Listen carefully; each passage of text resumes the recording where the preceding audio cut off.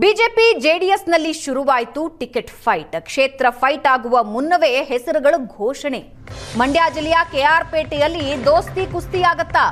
ಕೆಆರ್ಪೇಟೆಯಲ್ಲಿ ನಮ್ಮ ಅಭ್ಯರ್ಥಿ ನಾರಾಯಣಗೌಡ ಅಂತ ಮಂಡ್ಯಕ್ಕೆ ಬಂದು ಹಾಸನದ ಮಾಜಿ ಶಾಸಕ ಘೋಷಣೆ ಮಾಡಿಬಿಟ್ಟಿದ್ದಾರೆ.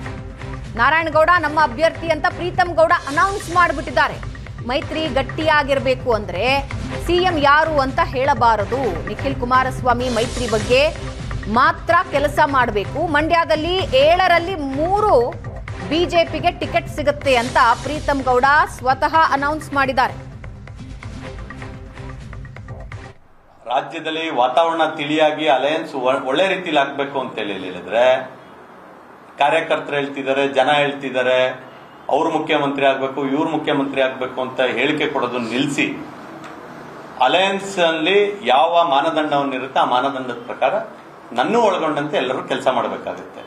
ಯಾರೂ ಕೂಡ ಅಧಿಕಾರ ಕೊಟ್ಟಿಲ್ಲ ಕ್ಯಾಂಡಿಡೇಟ್ ಯಾರು ಅಂತ ಹೇಳಲಿಕ್ಕೆ. ಇದು ಮೊದಲನೇ ಪಾಯಿಂಟ್. ಅದು ನಿಖಿಲ್ ಕುಮಾರಸ್ವಾಮಿ ಅವರಾದ್ರೂ ಹೇಳ್ಬೋದು, ಪ್ರೀತಮ್ ಗೌಡನಾದ್ರೂ ಹೇಳ್ಬೋದು. ಯಾವುದೇ ಕಾರಣಕ್ಕೂ ಹೇಳೋ ಅಂತದ್ದ ಅಧಿಕಾರ ಯಾರಿಗೂ ಕೊಟ್ಟಿಲ್ಲ ಅಲಯನ್ಸ್ ಅಲ್ಲಿ. ಅವ್ರ ಪಾರ್ಟಿಗೆ ಅವ್ರು ಹೇಳ್ಕೊಂಡ್ಬೋದು. ನಾನು ಇವತ್ತು ನಿಮ್ಮ ಮಾಧ್ಯಮದ ಸ್ನೇಹಿತರ ಮೂಲಕ ಕೆಆರ್ಪೇಟೆ ಜನರಿಗೆ ಹೇಳಲಿಕ್ಕೆ ಇಷ್ಟಪಡ್ತೀನಿ, ನಾರಾಯಣಗೌಡರು ನಮ್ಮ ಅಭ್ಯರ್ಥಿ ಆಗ್ತಾರೆ. ಮುಂದಿನ ಸಲ ಅವ್ರು ಖಂಡಿತವಾಗ್ಲೂ 50,000 ಲೀಡಲ್ಲಿ ಕೆಆರ್ಪೇಟೆಯಿಂದ 3 ಬಾರಿ ಶಾಸಕರಾಗಿರೋಂಥವ್ರು, ಮಂತ್ರಿ ಆಗಿರೋಂಥವ್ರು ಅವ್ರು ಶಾಸಕರಾಗ್ತಾರೆ. ನಮ್ಮ ಪಕ್ಷದಿಂದ ಅವ್ರಿಗೆ 100ಕ್ಕೆ 100 ಟಿಕೆಟ್ ಸಿಗುತ್ತೆ. ಮಂಡ್ಯದಲ್ಲಿ ಕನಿಷ್ಠ 7ಕ್ಕೆ 3 ಬಿಜೆಪಿಗೆ ಸಿಕ್ಕೇ ಸಿಗುತ್ತೆ. ಅದರಲ್ಲಿ ಕೆಆರ್ಪೇಟೆ ಕೂಡ ಒಂದಾಗಿರುತ್ತೆ. ನಾನು ಹೇಳ್ತೀನಿ, ಅದ್ರ ತೀರ್ಮಾನ ಮಾಡುವಂತ ಕೇಂದ್ರದ ನಾಯಕರು ಅದರ ಇತಿಮಿತಿಯನ್ನು ಅರ್ಥ ಮಾಡ್ಕೊಂಡು ನಾನಾಗ್ಲಿ ಇನ್ನೊಬ್ರಾಗ್ಲಿ ಮಾತನಾಡಿದ್ರೆ ಮಾತ್ರ ಅಲಯನ್ಸ್ ಅಲ್ಲಿ ಒಂದು ಹೊಂದಾಣಿಕೆಯಲ್ಲಿ ಕೆಲಸ ಮಾಡ್ಕೋಬಹುದು ಹೊರತು ಸುಮ್ಮನೆ ಹೋಗಿ ಭಾಷಣ ಮಾಡ್ತಾ ನಮ್ಮ ಅಭ್ಯರ್ಥಿ ಅಂತ ಹೇಳಿದ್ರೆ. ನಾನು ಇವತ್ತು ಹೇಳ್ತಾ ಇದ್ದೀನಿ, ನಾರಾಯಣಗೌಡರು ನಮ್ಮ ಅಭ್ಯರ್ಥಿ. 3 ಬಾರಿ ಗೆದ್ದಿರೋಂಥವ್ರು, ಜನನೂರಾಗಿ ಬಹಳಷ್ಟು ಕೆಲಸ ಮಾಡಿದ್ದಾರೆ. ಅವ್ರು ಮಂತ್ರಿಯಾಗಿ ಕೆಲಸ ಮಾಡಿದ್ದಾರೆ. 100ಕ್ಕೆ 100 ಅವ್ರು ಕ್ಯಾಂಡಿಡೇಟ್ ಆಗ್ತಾರೆ, ಅನುಮಾನನೇ ಇಲ್ಲ. ಹಾಗಂತ ನಾವಿವತ್ತು ಅದನ್ನ ಮಾಧ್ಯಮದ ಮುಂದೆ, ಜನರ ಮುಂದೆ ಚರ್ಚೆ ಮಾಡೋ ಅಂತದ್ದಲ್ಲ. ಅದ್ರವ್ರು ಚರ್ಚೆ ಮಾಡಿದಾರೆ ಅನ್ನೋ ಕಾರಣಕ್ಕೆ ನಾನು ನಿಮ್ಗೆಲ್ಲ ಕ್ಲಾರಿಟಿ ಕೊಡ್ತಿದ್ದೀನಿ. ಯಾರು ಕೂಡ ಅಧಿಕಾರ ಕೊಟ್ಟಿಲ್ಲ. ನಮ್ಮ ಅಲಯನ್ಸ್ ಅನ್ನು ತೀರ್ಮಾನ ಮಾಡೋ ಅಂತದ್ದು, ಸೀಟ್ ಯಾವ್ದು ಅಂತ ತೀರ್ಮಾನ ಮಾಡೋ ಅಂತದ್ದು ನಮ್ಮ ರಾಷ್ಟ್ರೀಯ ಅಧ್ಯಕ್ಷರು, ನಮ್ಮ ಕೇಂದ್ರ ಗೃಹ ಸಚಿವರ ನೇತೃತ್ವದಲ್ಲಿ, ಮೋದಿಯವರ ನೇತೃತ್ವದಲ್ಲಿ ತೀರ್ಮಾನ ಆಗುತ್ತೆ.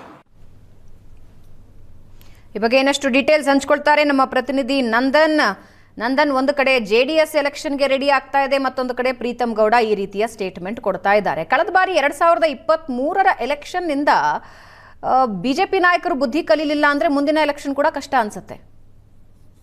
ಭಾವನಾ, ಖಂಡಿತವಾಗ್ಲೂ ಕೂಡ ಈಗ ರಾಜ್ಯದಲ್ಲಿ ಬಿಜೆಪಿ ಜೆಡಿಎಸ್ ಏನ್ ಮೈತ್ರಿ ಇದೆ, ಆದ್ರೆ ಮಂಡ್ಯದಲ್ಲಿ ಆ ಮೈತ್ರಿಯಲ್ಲಿ ಬಿರುಕು ಕಂಡಂತೆ ಈಗ ಕಂಡು ಬರ್ತಾ ಇರ್ತಕ್ಕಂಥದ್ದು. ಈಗಾಗಲೇ ಸ್ಥಳೀಯ ಸಂಸ್ಥೆ ಚುನಾವಣೆಗೆ ಉಭಯ ಪಕ್ಷಗಳಿಂದಲೂ ಕೂಡ ತಯಾರಿ ಆರಂಭಿಸಿದೆ.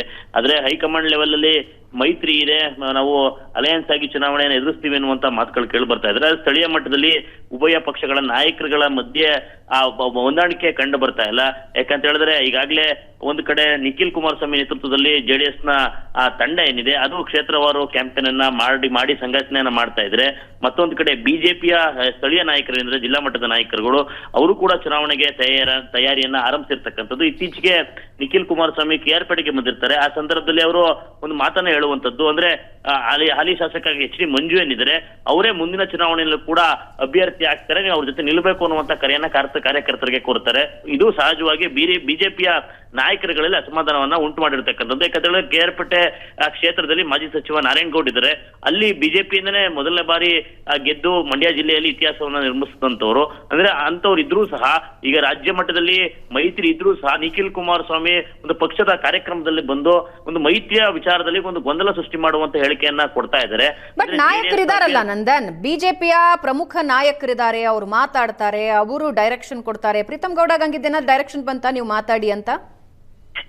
ಭಾವನಾ, ಪ್ರೀತಮ್ ಗೌಡ ಈ ನಿಖಿಲ್ ಕುಮಾರಸ್ವಾಮಿ ಹೇಳಿಕೆಗೆ ಅವರು ಪ್ರತಿಕ್ರಿಯೆಯನ್ನ ಕೊಡ್ತಾ ಹೇಳಿರ್ತಕ್ಕಂಥ ಮಾತು ಅಂದ್ರೆ, ಪ್ರೀತಮ್ ಗೌಡ ಮಾತಾಡೋಕ್ಕೂ ಮುಂಚೆ ನಿಖಿಲ್ ಕುಮಾರಸ್ವಾಮಿ ಅವರು ಒಂದು ಅಭ್ಯರ್ಥಿ ಘೋಷಣೆಯನ್ನ ಏನ್ ಮಾಡಿದ್ರು ಅದಕ್ಕೆ ರಿಯಾಕ್ಷನ್ ಮಾಡ್ತಾ ಇವತ್ತು ಪ್ರೀತಮ್ ಗೌಡ ಮಾತನಾಡಿರ್ತಕ್ಕಂಥದ್ದು. ಅಂದ್ರೆ ನಿಖಿಲ್ ಕುಮಾರಸ್ವಾಮಿ ಅವರು ಅಭ್ಯರ್ಥಿಯನ್ನ ಘೋಷಣೆ ಮಾಡೋದಕ್ಕೆ ಬರೋದಿಲ್ಲ, ಅಭ್ಯರ್ಥಿಯನ್ನ ಘೋಷಣೆ ಮಾಡುವಂತದ್ದು ಹೈಕಮಾಂಡ್ ಮಟ್ಟದಲ್ಲಿ ಆಗತ್ತೆ. ಅಂದ್ರೆ ಮೈತ್ರಿಯ ಪರವಾಗಿ ಅವರು ಕೆಲಸವನ್ನ ಮಾಡಬೇಕು, ಇಲ್ಲಿ ಜೆಡಿಎಸ್ ಅಭ್ಯರ್ಥಿ ಆಗ್ತಾರೆ ಅನ್ನುವಂತ ಮಾತುಗಳನ್ನ ಹೇಳಬಾರ್ದು. ಇದರಿಂದ ಮೈತ್ರಿಯ ವಿಚಾರದಲ್ಲಿ ಸಾಕಷ್ಟು ಗೊಂದಲಗಳು ಉಂಟಾಗುತ್ತೆ ಅನ್ನುವಂತ ಮಾತನ್ನು ಕೂಡ ಹೇಳಿರ್ತಕ್ಕಂಥದ್ದು. ಈಗಾಗಲೇ ಚುನಾವಣೆಗೆ 2 ಪಕ್ಷಗಳು ತಯಾರಿ ಆರಂಭಿಸಿರೋದ್ರಿಂದ ಇಲ್ಲಿ ಸಹಜವಾಗಿ ಮಂಡ್ಯದಲ್ಲಿ ಆ ಮೈತ್ರಿಯಲ್ಲಿ ಬಿರುಕು ಕಂಡಂತೆ ಕಾಣ್ತಾ ಇರ್ತಕ್ಕಂಥದ್ದು. ಒಂದು ವೇಳೆ ಮೈತ್ರಿ ಆದ್ರೂ ಸಹ ಅದು ಹೈಕಮಾಂಡ್ ಲೆವೆಲ್ ಅಲ್ಲಿ ಘೋಷಣೆ ಆಗುತ್ತೆ.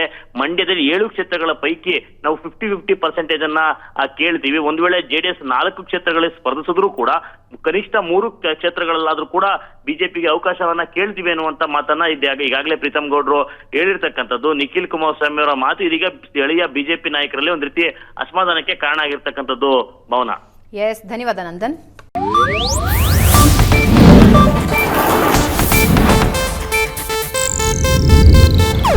ಇದು ಏಷ್ಯಾನೆಟ್ ನ್ಯೂಸ್ ನೆಟ್ವರ್ಕ್ ಪ್ರಸ್ತುತಿ.